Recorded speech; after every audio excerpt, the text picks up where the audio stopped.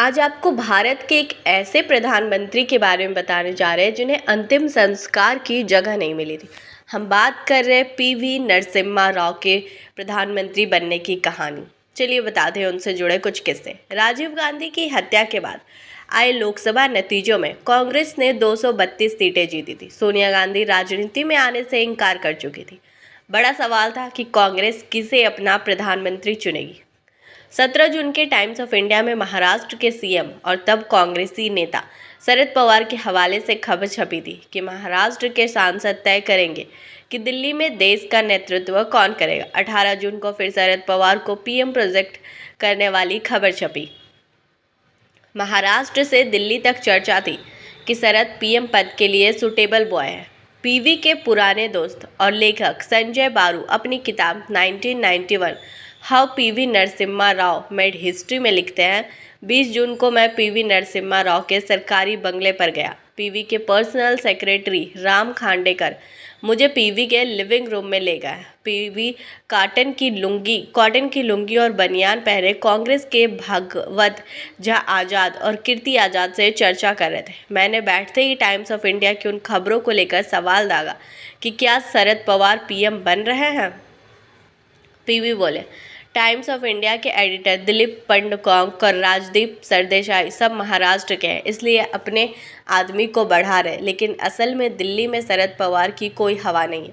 पूर्व विदेश मंत्री नटवर सिंह अपनी किताब one life is not enough में लिखते हैं कि 10 जनपद में सोनिया गांधी ने अपने सलाहकार पीएम हक्सर से पूछा कि कांग्रेस की तरफ से पीएम बनने के लिए कौन सबसे ज़्यादा काबिल है। तब हक्सर ने कहा कि वरिष्ठता के अनुसार तो उपराष्ट्रपति शंकर दयाल शर्मा पीएम पद के लिए परफेक्ट है। नटवर लिखते हैं, मुझे और अरुणा असफ अली को जिम्मेदारी दी गई कि हम शंकर दयाल शर्मा से बात करें, क्या वो इस जिम्मेदारी के लिए तैयार है। मैं और अरुणा शंकर दयाल से मिले और उन्हें सोनिया गांधी का ऑफर बताया। शंकर दयाल बोले, prime ministry full time job है। मेरी खराब सेहत और बढ़ती उम्र मुझे देश के सबसे महत्वपूर्ण ऑफिस को संभालने की अनुमति नहीं देती। इसके बाद पीएन हक्सर ने सोनिया को पीवी नरसिम्हा राव का नाम सुझाया। नटवर सिंह लिखते हैं, पीवी नरसिम्हा राव एक साधारण परिवार से आए व्यक्ति थे। अध्यात्म और धर्म में उनकी गहरी पैठ थी। वो कई भाषाओं को जानने वाले इंटेलेक्चुअल और बेहतरीन चिंतक थे। राव की एक और खूबी थी जो उनके पक्ष में जाती थी। विनय सीतापति के मुताबिक सोनिया गांधी को लगता था कि राव अपनी जगह जानते हैं। सरकार और संगठन में लंबे समय तक रहने के दौरान उन्होंने कभी गांधी परिवार के खिलाफ बगावत तेवर नहीं दिखा। शरद पवार और एनडी तिवारी इस पैमाने पर खरे नहीं उतरते थे। राजीव गांधी के खास दोस्त सतीश शर्मा ने भी इन्हीं खूबियों की वजह से राव का नाम सोनिया को सुझाया। 29 मई 1991 को एक बार फिर CWC की मीटिंग हुई, जिसमें पीवी नरसिम्हा राव सर्वसम्मति से कांग्रेस प्रेसिडेंट चुन लिए गए। कांग्रेस के एक खेमे का मानना था कि सोनिया ने राव को तब तक के लिए आगे किया जब तक वो खुद टेक ओवर करने का मन नहीं बना लेती। 21 जून को दोपहर 12:53 पर राष्ट्रपति और वेंकटरमन ने पीवी नरसिम्हा राव को देश के प्रधानमंत्री के तौर पर शपथ दिलाई। पीवी नरसिम्हा राव एक अनुभवी नेता थे। उन्होंने अपने पूर्व कार्यकाल में स्वास्थ्य, शिक्षा और विदेश मंत्रालय देखे थे। वित्त का उन्हें कम अनुभव था। पीएम पद की शपथ लेने से एक दिन पहले 20 जून 1991 की शाम को कैबिनेट सेक्रेटरी नरेश चंद्र नरसिम्हा राव से मिले। पहली मुलाकात में नरेंद्र चंद्र ने उन्हें 8 फेज वाली फाइल दी। इस फाइल पर टॉप सीक्रेट लिखा था। इसमें लिखा था कि कल जब नरसिम्हा राव शपथ लेंगे तो उन्हें सबसे पहले क्या करना है। पीवी ने जब वो फाइल पढ़ी तो उनके होश उड़ गए। उसे देखते ही उन्होंने नरेश चंद्र से पूछा, क्या देश की इकोनॉमी इतनी खराब हो चुकी है। नरेश बोले, नहीं सर, इससे भी ज़्यादा खराब है। विदेशी मुद्रा भंडार की हालत खस्ता है। इस साल 1991 जनवरी में हमारे पास केवल 79 करोड़ डॉलर की विदेशी मुद्रा बची थी, जिससे सिर्फ 2 हफ्ते का आयात खर्च पूरा हो सकता।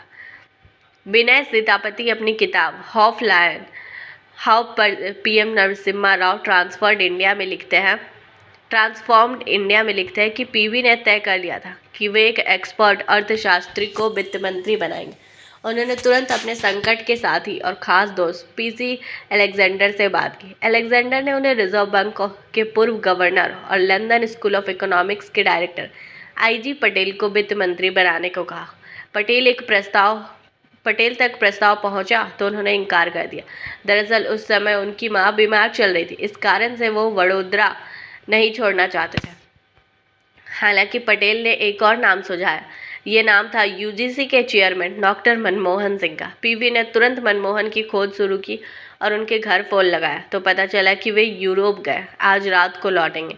सब फोन किया तो मनमोहन सिंह के नौकर ने बताया कि साहब सो रहे हैं, उन्हें उठाया नहीं जा सकता। शपथ ग्रहण के 3 घंटे पहले नरसिम्हा राव ने मनमोहन सिंह के यूजीसी के ऑफिस में ही फोन लगाया, उन्हें वित्त मंत्री बनने का ऑफर दिया और कहा अगर हम सक्सेस हुए तो इसका क्रेडिट हम दोनों को मिलेगा, अगर फेल हुए तो तुम्हें इस्तीफा देना पड़ेगा। 6 दिसंबर 1992 को अयोध्या में जब हजारों कार सेवकों ने बाबरी मस्जिद के विवादित ढांचे को गिराना शुरू किया तो पीवी नरसिम्हा राव पूजा करने चले गए थे। वे घंटों तक पूजा करते रहे थे। वरिष्ठ पत्रकार कुलदीप नैयर अपनी बायोग्राफी बियॉन्ड द लाइन्स में लिखते हैं कि इस विध्वंस में नरसिम्हा राव की मिलीभगत थी। जब कार सेवक ढांचा गिराने लगे तो पीवी पूजा पाठ करने लगा और जब ढांचा पूरी तरह गिर गई थी तब वे पूजा से उठे। कुलदीप नैयर लिखते हैं कि समाजवादी नेता मधु लिमये ने मुझे बताया था कि पूजा के दौरान जब पीवी के एक सहयोगी ने उनके कान में फुसफुसाया कि ढांचा गिर गया तो उन्होंने तुरंत पूजा खत्म कर दी थी। ढांचा गिरने के बाद पीवी ने पत्रकारों को ये बताने के लिए बुलाया कि इस मामले में उनकी कोई भूमिका नहीं है। उन्होंने कहा था कि यूपी के सीएम कल्याण सिंह ने उन्हें धोखे में रखा था। जब मैंने पीवी से पूछा कि रातों रात कैसे वहाँ एक छोटा सा मंदिर खड़ा हो गया तो पीवी ने कहा था कि मैं बाद में सीआरपीएफ की एक टुकड़ी भेजना चाहता था, लेकिन मौसम खराब होने के कारण विमान नहीं जा सका। फिर उन्होंने हम पत्रकारों से कहा था कि ये मंदिर ज़्यादा दिनों तक नहीं चलेगा। कुलदीप लिखते हैं कि मुझे गृह मंत्री राजेश पायलट ने बताया था कि उन्होंने पीवी से कहा था कि हम रातों रात इस मंदिर को हटा सकते हैं, लेकिन राव ने इसके लिए मना कर दिया था। पीवी को अनुमान था कि ये मंदिर हटाया तो हिंदू नाराज हो जाएंगे। राव के पीएम बनने के कुछ महीनों बाद सोनिया गांधी को लगने लगा कि नरसिम्हा राव नेहरू गांधी परिवार के महत्व को लगातार कम कर रहे। वरिष्ठ पत्रकार रशीद किदवई अपनी किताब भारत के प्रधानमंत्री में लिखते हैं, जनवरी 1992 में राज्यसभा चुनाव ने सोनिया गांधी और पीवी नरसिम्हा राव के बीच की खाई को गहरा कर दिया। दरअसल सोनिया गांधी के निजी सचिव विसेंट जॉर्ज को राज्यसभा भेजा जाना था। उधर मार्गरेट अल्वा चौथी बार राज्यसभा जाने की जुगाड़ में लगी थी। पार्टी के कई नेता मार्गरेट अल्वा का विरोध कर रहे थे। पीवी भी नामांकन को लेकर संशय में थे। पीवी रूस यात्रा पर जाने वाले थे। उन्होंने राज्यसभा का मामला खत्म करने के लिए सीधे सोनिया गांधी को फोन लगाया। सोनिया ने कुछ संकेत दिए लेकिन साफ तौर पर कुछ नहीं कहा। जब विदेश से राज्यसभा उम्मीदवारों के नाम की सूची भेजी गई तो उसमें मार्गरेट अल्वा का नाम तो था, लेकिन विसेंट जॉर्ज का नाम नहीं था। इसके बाद सोनिया और नरसिम्हा राव में खाई बढ़ती गई। ये तल्खी इतनी बढ़ गई कि 2004 में जब नरसिम्हा राव का निधन हुआ तो उनका अंतिम संस्कार दिल्ली में नहीं होने दिया गया। विनय सीतापति अपनी किताब में लिखते हैं, राव के बेटे प्रभाकर कहते हैं कि हमें महसूस हुआ कि सोनिया जी नहीं चाहती थी कि हमारे पिता का अंतिम संस्कार दिल्ली में हो। वह यह भी नहीं चाहती थी कि यहाँ उनका मेमोरियल बने। पूर्व राष्ट्रपति एपीजे अब्दुल कलाम ने 24 जनवरी 2013 को आर्यन कायो मेमोरियल में मुख्य अतिथि के तौर पर नरसिम्हा राव की ईमानदारी से जुड़ा किस्सा सुनाया था। कलाम ने बताया था कि 1996 के आम चुनाव के नतीजों से ठीक 2 दिन पहले तत्कालीन प्रधानमंत्री पीवी नरसिम्हा राव ने मुझसे कहा था कि एपीजे आप अपनी टीम को परमाणु प्रशिक्षण के लिए तैयार रखिए। नरसिम्हा राव ने यह भी कहा था कि आप विपक्ष के प्रधानमंत्री पद के उम्मीदवार अटल बिहारी वाजपेयी से मिलिए, वाजपेयी को इस कार्यक्रम के बारे में बताइए। कलाम कहते हैं कि नरसिम्हा राव ने मुझसे ऐसा करने के लिए इसलिए कहा था कि अगर उनकी सरकार चली भी जाती है तो आने वाले प्रधानमंत्री देश के लिए जरूर न्यूक्लियर कार्यक्रम को जारी रख सके। कलाम ने कहा कि उनका ये काम ये बताता है कि नरसिम्हा राव एक देशभक्त राजनेता थे।